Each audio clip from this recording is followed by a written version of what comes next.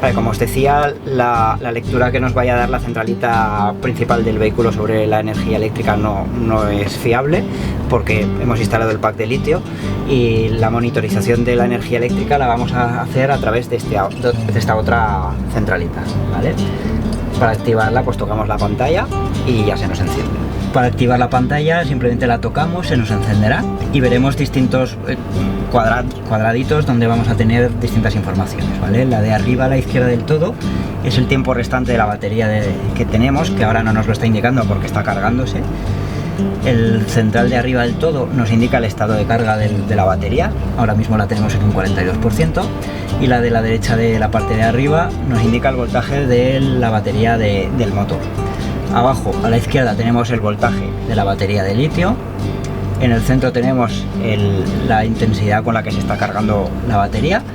y a la derecha del todo, abajo, encontramos el control del litio que más vais a necesitar, además de saber el estado de carga, ¿vale?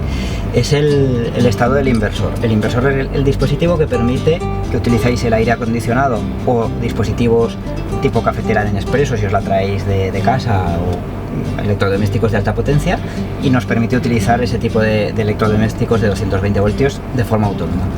Normalmente siempre es aconsejable que lo llevéis desactivado como ahora, porque el dispositivo este tiene un consumo incluso aunque no estéis utilizando nada, y cuando vais a utilizar algún dispositivo de los que os he comentado, activáis la pantalla y ponéis en la posición on el control este. Eso activará todos los enchufes de 220 voltios de dentro de la autocaravana y permitirá el uso del aire acondicionado cuando estéis de forma autónoma, sin necesidad de que tengáis que estar en un camping. Cuando acabáis de utilizar